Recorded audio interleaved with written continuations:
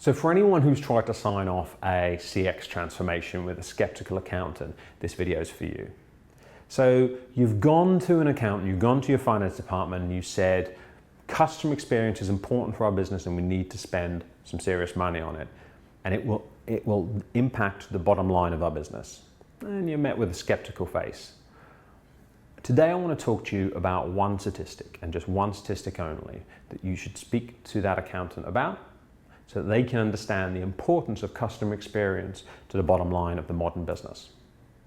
So every accountant will take all of the assets that your business has and they'll divide them into two columns. They'll say, one is the tangible assets. These are buildings, inventory, land, cash, things that you can touch and hold, things that you can break up and sell off individually. And the other type of asset you have are intangible, they're ephemeral assets. They're things like brand and software and data. And because of that, intangible assets are the best proxy we have on the balance sheet for customer experience. And so when you think about a timeline all the way back to something like 1976, about 50 years ago, a generation ago, over the course of the last generation, this number should have changed.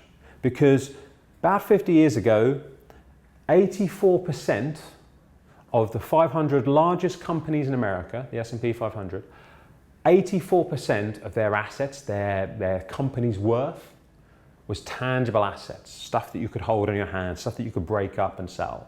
And only 16% was intangible assets, the brand, data, software, things we think about as customer experience. Well, if I were to tell you that over the course of a generation, that had actually gone to 50-50, that now half of those 500 largest businesses across every industry was actually intangible assets, well, that would be an incredible movement over the course of a generation. 50% of the value of the business is actually stuff that you can't even hold in your hand. But it's not 50%. The real number is 90%. 9/10 of the value across every industry, the 500 largest businesses in the S&P, 9/10 of their value are intangible assets. And of course, the big movers in the valuation of intangible assets are data, our brand, our software. They are customer experience. 9/10 of the value of those businesses are intangible assets, are driven by customer experience, by giving consumers what they want across time, across channel, across device. That's a seismic change over the course of a generation.